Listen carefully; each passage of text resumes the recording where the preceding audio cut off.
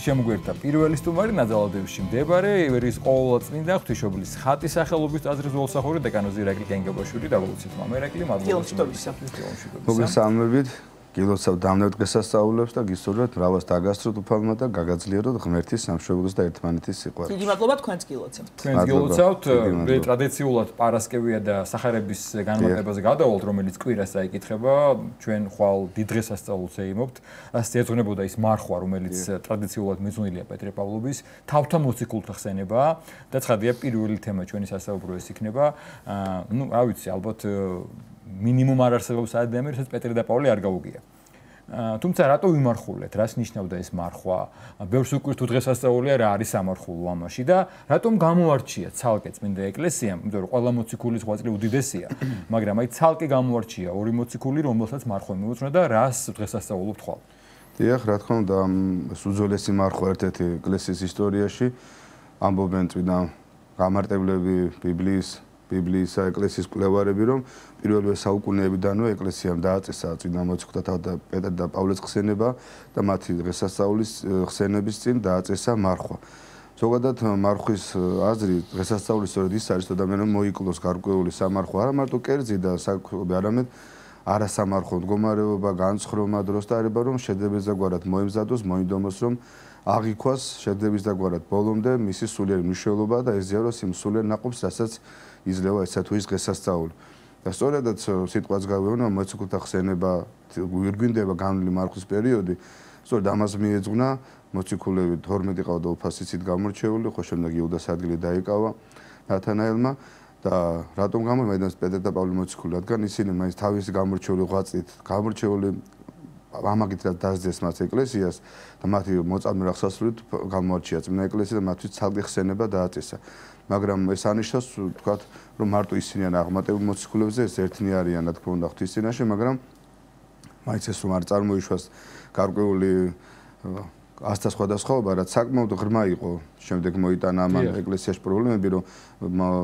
ერთი განხრა ქრისტიანობისა, რომელიც დღეს ჩამოშორდა ეკლესიას, ხას უსვამენ, რომ მარტო პეტრე მოციქულზე საუბარი და მის აღმატებულებაზე მეტყველებენ, თითქოს მას მიეცა მარტო კლიტანის სასופველისანი და სხვა მოციქულის შემდეგ უფრო დაბა რანგში ეს არ არის და სწორედ ამიტომ ეს ასე რომ არასდროს არ გაიგოს. მეორე დღესვე არის მოციქულთა კრების დღესასწაული, სადაც ყველა მოციქული 12-ვე მოიხსენება და მათ დღესასწაულს ეკლესიასზე მეორე დღეს აღნიშნავს და ჩვენთვის ეს ორივე დიდი ზეიმია, როგორც აღნიშნეთ, დედა ტაძარი საქართველოს მთავარი ღირსება, პატივი შეიძლება სავიზიტო ბარათი შეიძლება ითქვას სულიერება, ეს არის ჩვენი სვეტიცხოველი და ზოგადად მათი სახელობის არის. და ნიშნად იმისა რა ღვაწლით მოციქულა დასძეს ეკლესიას და მარტო მათი ღვაწლით არ საუბარი მათი პიროვნებების საოცარი ისტორია აქვს წმინდა პეტრეს ცალკე პავლეს ცალკე ამაზე იქემა ქადაგება ეკლესიებში დღეს დროს არ დავკარგავთ. ვიტყვით რომ აი წმინდანების ისტორია მარტო იმით არ არის აქცენტირებულად თქვათ მოწამედ აღესრულენ. უამრავი სათნოების მასწავლებელია პეტრე და პავლე მოციქულის ცხოვრებაში. უამრავია დაცემის და აღდგომის მაგალითები. ისინი ან ნიმუშინი მაგალითნი სიმდაბლისა, მოთმინებისა, სიყვარულისა, თავდადებისა, რითაც განამწყნეს ეკლესია, დააარსეს პირველი ეკლესიები და რითაც გახდნენ თავთნა მოციქულნი და მრავალ მორწმუნეთა მფარველი და მეოხნი და მაკურთხეველი. დიახ, მამერაკლი, აი ხვალინდელი დღესასწაულის პეტრე პავლობის აღნიშვნის ტრადიციასთან რას გვეტყვით საეკლესიო ისტორიაში, აი როდიდან აღინიშნება და რა როლი აქვს ზოგადად ამ დღესასწაულს საეკლესიო კალენდარში? დიახ, ძალიან ძველია, როგორც ახსენე, მათი აღნიშვნის დღეს 67 წელს მიუთითებენ მკვლევარები მათი აღსრულების ჟამს, ერთ წელს ორი მოწამე დაღესულო მოგეცეთ პეტრე ჯვარზე გააკურეს, სადაც მას სიმდაბლის გამო არის სურვა რომ აცხვარით განკრულიყო და პირუკუ თავდაღმა გააკრეს და ქადაგებდა ბოლო ამოს უთქვამ და პავლე მოციქული დასაჯეს თავის მოკვეთის და მალევე ძალიან მალევე მათი აღსრულების წლიდან ეკლესიამ დააწესა მათი პატივით მოხსენება, რადგან პირველი ეკლესიები დაარსებულია და ყველას კარგად ესმოდა პეტრე და პავლეს მნიშვნელობა. და ამიტომ მოვალეობად ჩაითვალეს, შეგვიძლია რომ მათ დღესასწაული აღსრულების დღე და დღესასწაული რატომ არის რომ ჩვენთვის რომ ჩვენ დიდი მეოხი შევიძინეთ ესაში და გზა გაყვანილია ქრისტე მაცხოვრამდე ჩვენთვისაც სანიმუშო არიან და ამიტომ ეკლესია მარხვისკენ მოგვიწოდებს. და დიდი მნიშვნელობა აი ერთგვარად ამას მოციქულთა მარხვასაც უწოდებენ და საზაფხულო მარხვასაც. ეს ყოველთვის ესე უწევს, აი უფალმა ისე განაგო თავისი განაგო ყველა წლის ყველა დროში ქრისტიანს მარხვა უწევს. გაზაფხულზე ალგოვის მარხვა, ზაფხულის მარხვა პეტრე პავლობა, შემოდგომის მარხვა, ახლა იმიტომ იწოდება ღვთისმშობლის მიძინების, რომ ბევრ ქვეყანაში უკვე შემოდგომა ამ დროს გება, ჩვენთან ამ დროს გაქანებული ზაფხულია, მაგრამ მაინც და უკვე ზამთრის პერიოდი შობის მარხვა და ამით ჩვენს გამოხატავთ მადლიერებას, რომ რო არა მათი ღვაწლი, რო არა მათი თავდადება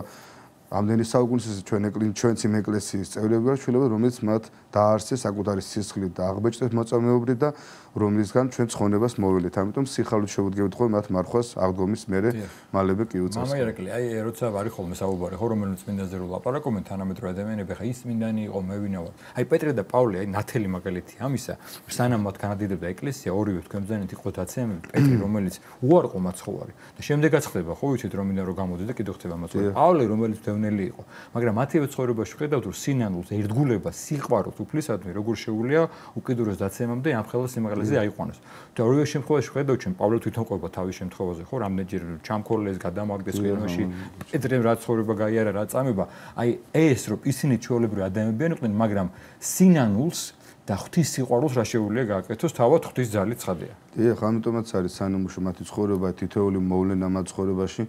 მართლა ძალიან სიღრმისეულია თუ დაუკვირდება ქრისტიანი და როგორც ძალეთ თუ ერთი მხრივ არავის არ აქვს იმის გარანტია რომ რაც გინდა სიმაღლეზე იყოს რომ მას უმოკლეობა არ შემთხვევა და არ დაეცემა როგორც პეტრეს შემთხვევაში მოხდა მეტი სიმაღლე რა უნდა ქონოდა მას უფალმა კლდე უწოდა რომ წვენებდეს დააფუძნებდა ეკლესიას გამოირჩეოდა თავისი მოშუნეობით გულწრფელი წვენით ღვთისადმი მაგრამ ნახეთ როგორი მცირე გასაცდელმა გულწრფელობა ჩააგდო თან რის მე როცა უფალმა გააფრთხილა როცა აღუთქვა მას რომ მასთან ერთად მოკვდებოდაც კი როდესაც არ ელოდებოდა პეტრე რეალურად ეს მის სიყვარულის უმაღლესი გამოვლინება იყო და ერთგულების დამტკიცება მაცხოვრისადმი და პავლეც კიდე უკიდურესი დაცემიდან როგორც ადამიანი ეკლესიის მდევნელი იყოს ეს რაღაც გასაოცრებაა რომ და შემდეგ ეკლესიის წევრი გახდეს მარტო ესეც უკვე სასწაული იქნებოდა ეკლესიის როგორი აპოლოგეტი და დამაარსებელი და მქადაგებელი ერთგვარად სიყვარულის ენდროსა და სწორედ აი სადაც პავლე მოციქულის დავისეს ხედავ ძანებს თავისებს და სადაც გამროდეს ცოდა მომფროს გარდაემატოს მადლი შენ ეს ხონდა ხოლოდ რა თქმა უნდა ღმერთ შეუძლია მაგრამ ღმერთი რა თქმა უნდა ერთია მაგრამ არანაირი ძალას არანაირ მოვლენას მხოლოდ არ შეუძლია ხოლოდ ერთ აი უნიკალურ ფენომენს რაც მართლმადიდე სარწმუნოება ქვია მას აქვს ეს უნარი რომ უგოძე დაცემდა ადამიანი აღამაღლოს უმაღლესი სიმაღლე და ასე უმაღლესი სიმაღლედან ჯვარი წერია თუ ამბატონობაში თავარდება დაცემამდეს დაიყვანოს ეს ჩვენთვის დიდი ნუგეშია და დიდი გაფრთხილება მეორეს უცავთ ყველას კიდევ ერთხელ დამტკ პეტრე პავლოვას და გადავიდეთ ალბათ სახარების განმარტებაზე გადავიდეთ ჩვენ ტრადიციულად პარასკევით განმარტავთ ხოლმე კვირას წასაკითხ სახარებას წმინდა ლიტურგიაზე და პირველ რიგში მამა ირაკლი შინაარსზე რომ გითხრათ მათი სახარებიდან იკითხება მერვე თავიდან ხო მუხლები და შინაარსი შეგვახსენოთ და შემდგომ უკვე გადავიდეთ განმარტებაზე ძალიან ცნობილი ეპიზოდია სახარებიდან დამდე კვირას წასაკითხი ღადარინელი ეშმაკეულების განკურნება ამას სამივე სინოპტიკური სახარება ეხება მათე მარკოზი და ლუკა ჩვენ მათესგან ამოვიკითხავთ კვირას შეხსენებულ მუხლებს ვიცით ეს ისტორია რომ ორი ეშმაკეულია რომელიც ამ ქალაქებთან მკვიდრობს საშინელ მდგომარეობაში არიან ეშმაკეული ვიცით შეპყრობილნი არიან შემდეგ ცით რომ მარკოზიდან თვითონ ლეგიონსაც უწოდებს თავის თავს იმდენად ბევრი ლეგიონი ესაა მიიღებული ანალოგია რომაული ჯარისკაცების რაოდენობიდან და სამხედრო სტრუქტურიდან და რომ ისეთ დღეში არიან შიშველ ტიტუენ ფაქტურად დაიარებიან ეს სამარხებში გამოქვაბულებში შიშის ზარს ცემენ იქაურ გავლებს რომ ვერანაირ ხალხსაც თავს ესხმიან საკუთარ თავს ავნებენ ქვებით იკოდავენ თავიანთ თავს და როგორ მაცხოვარი მათ განკურნავს როგორ ესაუბრება ეშმაკი მათში ჩასახლი ეშმაკი მაცხოვას რომ შეშინებული რომ რატომ მოხვედი უწინას ჯამისა დასჯა ჩვენ და როგორ მაცხოვრის ერთ თქმაზე როგორ გამდენ ისინი ამ ადამიანებიდან შემდეგ შემოდის ამ ეპიზოდში ღორების კოლტის თემა რომ მასში ითხოვენ ეშმაკების შესვლას უფალი მისცემს სამისნებად და მაშინვე ყოველას დასახდეს ღორების კოლტი კბოდედან გადაეშვება წყალში დაინთქმება და დასკვნა კიდევ ძალიან სამწუხარო რომ როცა მწყებსები ამას შეესწრებიან ვინც ამ ღორების კოლტს მწყებსავდა გაიქცევიან ქალაქის მაცხოვრებლებს აუწყებენ არა ამ ეშმაკეულების განკურნებას მათ თვალწინ აღესვა არამედ კოლტების დაღუპვას ღორების ანუ მატერიალური დოვლათვის დაკარგვას და ზარალს და ეს მოსახლეობა ქალაქებისა გამოვა იხილავენ მაცხოვარს რომელიც მათთან ქადაგებისას არ მიბრძანებული და ეტყვიან რომ დატოვოს საცრაფოდ მათი ტერიტორია განეშოროს და უფალია ესე დანანებით როცა მათ არის სურვეს ღმერთის მოსმენა ჩაბძანდება ნავში და განეშორება ამ ადგილს ძალიან მრავალი სწავლების მომცველია დღევანდელი კვირას წასაკითხი ეპიზოდი და აი თქვენის ნებართვით აქცენტები გავაკეთოთ თუ თქვენ როგორც ჩათვლით საჭიროთ მაგრამ პირველ რიგში საიდან ვიწყებათ ხრობა რომ აი ეს პიროვნებები დას პირდაპირ მარკოსთან რომ მრავალჟამტანი სამოსი არა შეემოსათო და ცხოვრობდნენ სამარხებში და ერთ-ერთი წინამორბედი გამგვიმარტავს, თქო, მისი ფართო განხილვა გამარტება ესეთია, რომ აქ 60-ზე ლაპარაკია პირველ რიგში ნათლობის შესამოსელზე, ანუ მადლის დაკარგვაზე, რომელიც განიძარცვეს მათ ცოდვების გამო, რომ ეშმაკი ესე დაეპატრონა და სამარხებში, ანუ სასაფლაოებში ხედია ეშმაკის ესეთი განზრახვა იყო, რომ ადამიანებს შთაეგონებინო, თითქოს გარდაცვლილ ადამიანები დემონები ხდებოდნენ. და რა თქმა უნდა ეს პირველიც არასწორი შეხედულებაა და მეორეც ამას რომ გონია რომ დღესაც აი ძალიან ბევრი აქვს ესეთი პრობლემა დღევანდელი სიტუაციიდან რომ გამოვიდეთ რომ აი მიცვალებული სულების რაღაც ოქს გამოცხადება აქვს სიზმრისეული ოქს ხმისთაგონება ეს პრინციპულად შეუძლებელია ჩვენ გვაქვს ეკლესიური სწავლება ესეთი წყალგაუვალი რო იტყვიან და მტკიცე რომ მიცვალებულ სულები არცად არ დაიარებიან ამ ქვეყანაზე. აქ არის ორი სამყოფილი, ან როცა გარდაიცვალ ადამიანი ღმერთთან მიყავს ანგელოზებს თაყვანისას და მკვიდრდებიან სასწრაფო ღმერთთან ყველა დაამკვიდროს, ან ჯოჯოხეთში ტანჯებიან. არც ერთი შემთხვევიდან სული ვერც ჩამოვა მიწაზე და ვერ იქნება ვერანაირ ადგილას. ეს ხო ეკლესიის სწავლება ეს არის. ეკლესიის ეს არ არის შეხედულება ერთი წენა მამისა, ეს არ არის რაღაცა უბრალოდ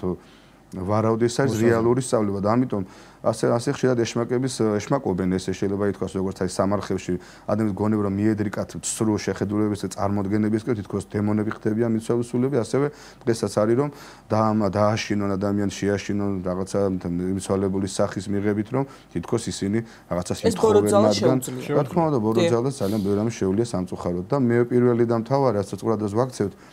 ერთ-ერთი წინამორბედი გამგვიმარტავს რომ კიდევ არ გამოჩნდეს სამარხებში მკვიდრობენ ეს დემონები ამ დროს ლეგიონით შეყული ადამიანები ეს არის მიმითითება ანუ სამკვიდრო და მომაკვდინებელი ცოდვების საუფლოში არიან როგორც სამარხი ხორცის სიკვდილის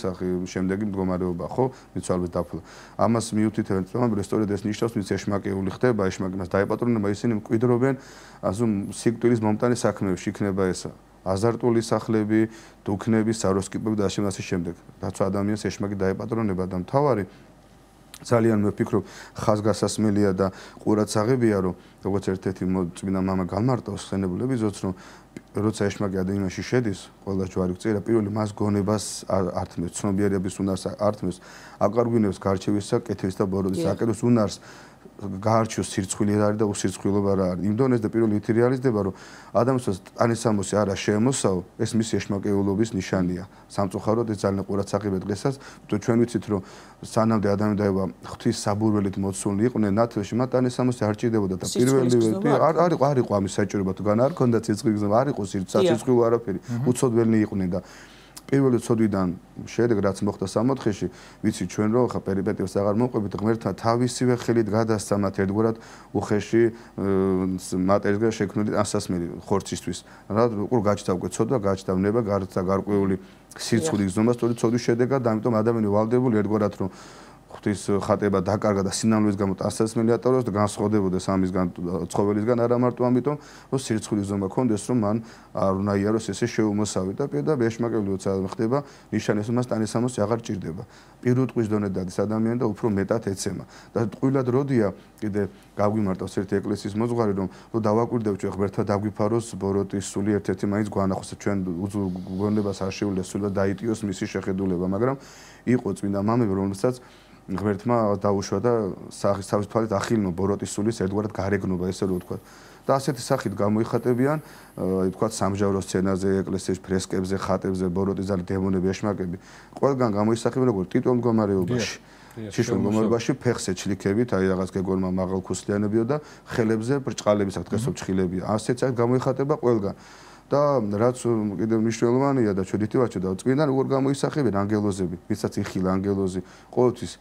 ჩაცმულები, განათებულები, კრემამოსილები, რა თქმა უნდა, შემოსილები. არც ერთი წმინდანი ღმერთმა პატიოს არ შეიძლება რომ შემოსავი გამოიხატოს ზეციური მკვიდრი. ამიტომ ესეც ერთგვარი ნიშანია. და თავარი ჩვენ კიდე რაზ მიგვაქცეს სახარების დღევანდელი გამარტება რომ ნახეთ როგორ დაცემულობის გომარობაში ეშმაკთა სულები. ჩვენთვის სანუგეშო რა არის რომ ღმერთის ნების გარეშე ვსწავლობთ რომ ადამიანი ბოროტ ძალა დემონს არ შეუძლია ცხოველსაც კი რამეავნოს, ხორსაც კი. არა თუ ადამიანის შესუფლებას არ აქვს, იმიტომ რომ ეშმაკმა დაკარგეს ის ძალაუფლება, რაც მათ მიიღეს ადამიანის და დაცოდის დაჩენის შედეგად. ადამიანებს ისინი უყურებდნენ მანამდე, როცა დავკარგეთ სამოთხე, როგორც თავიანთ მონებს, როგორც თავიანთ ესე ვთქვათ, აი დაქვემდებარებულ არსებებს, მაგრამ ღმერთმა რომ იესო ქრისტემ ტანჯვით და ჯვართით დაამარცხა მათი ძალაუფლებაში, ჯოჯოხეთით ჭენის შემოსრა, ეშმაკმა დაკარგა ამ ხელა ძალაუფლება, როგორც ადამიანს როგორც მის ტყვეებზე, მაგრამ დარჩა რა თქმა უნდა უნარი პოტენციალით და დღეს ადამიანს ცოდვას ჩადის და არ ინანიებს, ის აძლევს ეშმაკს საშუალებას შევიდეს მასში, მაგრამ ამასაც ვერ ახერხებს ბოროტი ძალა თუ უფალმა არ დაუშვა. ეს ჩვენთვის სანუგეშვია, რომ ღორთანაც კი ვერ მიარა თუ ადამიანი ღვთის ხატება ადამიანთა შექმნთან ბოროტი ძალა. და რას დამწუხრებთ აღნიშნავთ ჩვენი წმინდა ეპისკოპოსი გაბრიელ ქიქოძე, რომ რა უბადრუკი ლოცვა არის და ღმერთთან ნებისმიერი საუბარი არის ლოცვა, ხომ? დემონი როგორ ესაუბრება იესო მაცხოვარს, რომელიც ღმერთია, რომ მისცეს მას უფლება, რომ ღორის კოლტში მაინც შევიდეს ეხვეწება ის და ვინ ეხვეწება ამას წმინდა გაბრიელი აღნიშნავს ანგელოს და დაშის ერთ-ერთი უმაღლესი დგომი ნათლის ანგელოზი ლუციფერი და მის თანაყოფი ანგელოზი, რომლებიც ღმერთთან ნეტარებდნენ და უნდა ენეტარათ უკუნითი უკუნისამდე. დიდებაში ყოფნი და რამხილოსობის გამო იმ დონეზე დაეცა, იმ დონეზე ესე იგი დააკნინდა, რომ ეხლა სთხოვს რომ თავის მოვალეობა რო შეასრულოს, მეტი აღარ დარჩა, როცა რამხელა ბედნიერება ქონდა, ღორებში მაინც შემიშვიო და ეს საშინელება და რა არის მიზეზი ამისი? ცოდვა, ღმერთის ურჩობა, ამბარტავნება და წინააღმდეგობა. დიახ, მამა ირაკლი, აი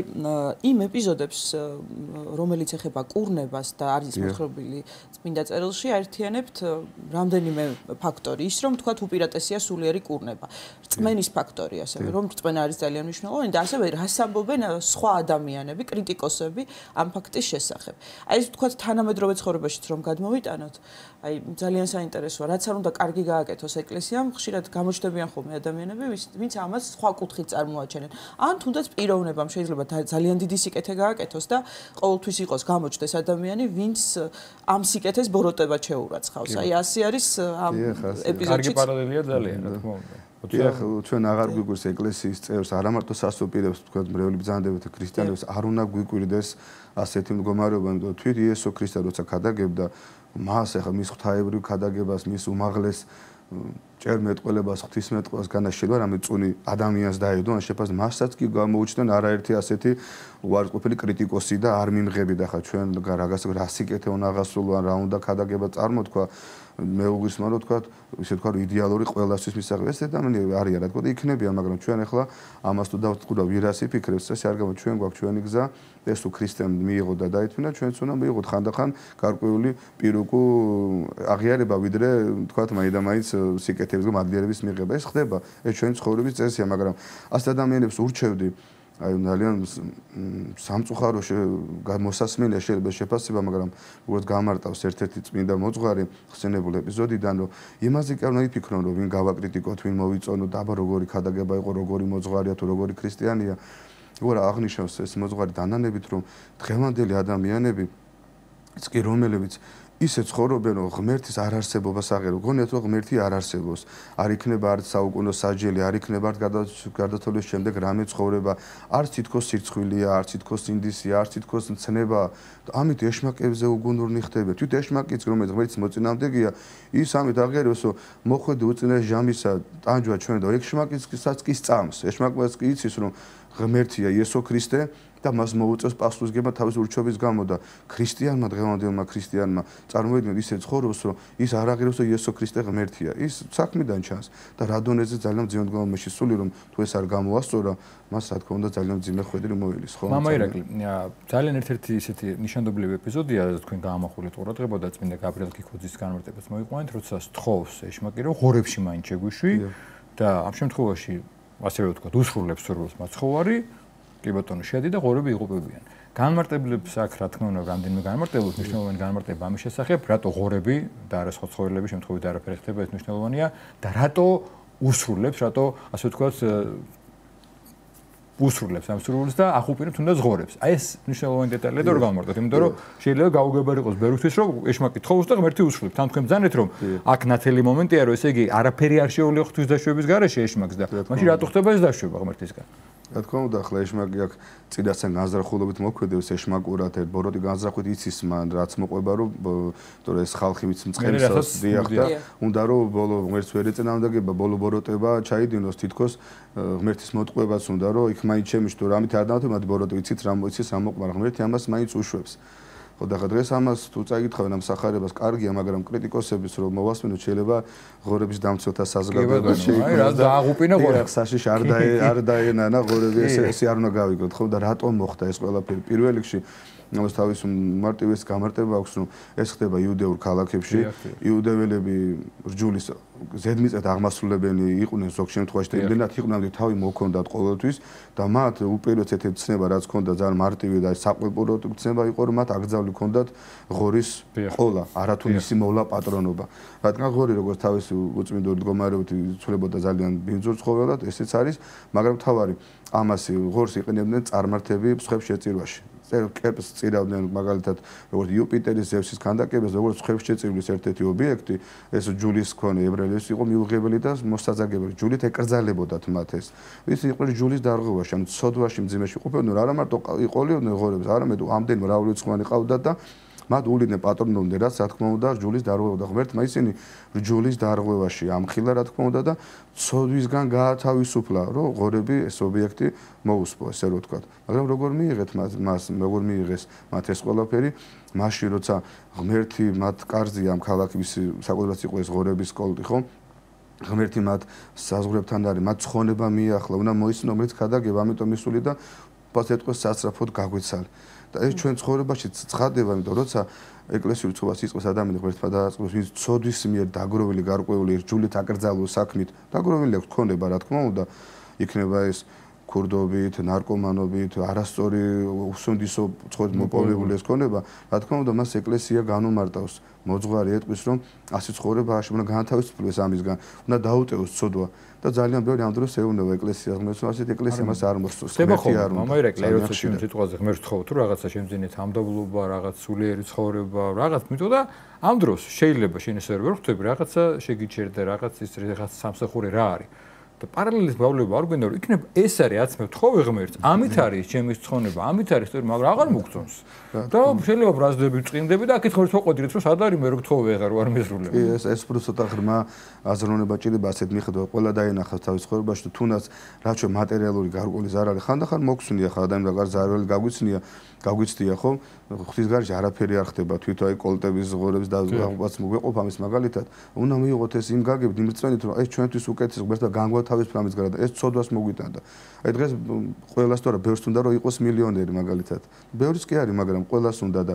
რომ არ არის მე ვარდება მოკლებობაში, ტვინმაში და რატომ? დიახ, უამრავ ბოროტებაში მოიტანოს და ხა როგორ ღმერთმა რატომ ამოარჩია თქვა ის და მე რა დავაშავე. ღმერთმა იცის რომ ჩვენს მილიონერობა დაგუყავს, იმიტომ არ გაკურთხეს, არ გაძლევს თორე. განაენანება, თუ სხვისთვის ენა ემეტება, შენს განაენანება, ამიტომ ჩვენ ვერ ვიგებთ რა. და უნდა მენდოთ ღმერთს რა ჩვენთვის რაც ხდება, ყოველდღე ჩვენს ცხონებას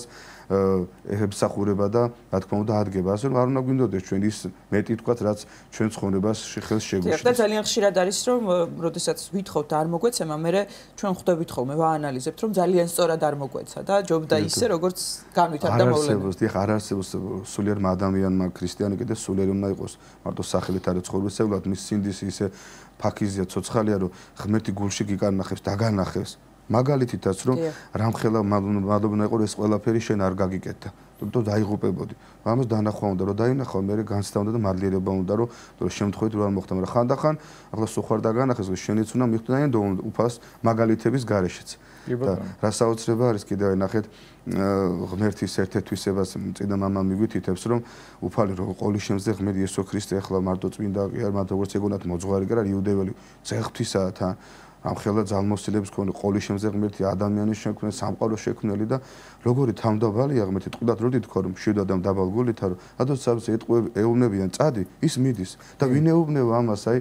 ჯულის დამორღვევაში მყოფნი ადამიანები ესე კადნიერად გაგვეცალებ და უფალი კი არ ეუბნება რომ თქვა თავი ძალას კი იყენებს თავმდაბლურად განაშვება მახსენდა პატრიარქის ეპისტოლებიდან ესეთი უწმინდეს ქონახშა შედარება რა შენ გულში წესია როცა ღმერთი ყოველთვის გიკაკუნებს გულზე ფაგიზად კი არ გიბრახუნებს კი არ შემოგივარდება გულში მზად არის უკვე ვინმე გამიღოს გულის კარები და შევიდა ყოველ მასთან სერი და იგი ჩემთან როგორც ვინათვის მეტყვის გამოცხადება შემარ ადამიანი ეუბნება უარს ღმერთს ცოდვამდე და ამდენ მაშინვე გადის ღმერთი და პატარა ბავშვი გემორჩილება და შენ თავისუფალ ნებას ამხელა ღმერთი სამყაროში ღმერთი ადრგუნავს და პატვისცემს და გემორჩილება მაგრამ ზადარი იქვე მოვიდეს როცა თქო რა თქმა შორს კი არ წავა მაგრამ თავარი აი შენი ნება რა ღვთის ხატება ხარ ადამიანი რომ შენებას არ მიდიხარ და გინოგდეს და ჩვენ ახლა ესე მშობლები ცხოვრობ ჩვენ ღმერთი ხორციელი ჩვენ მშობლებად ხორციელი და ღმერთი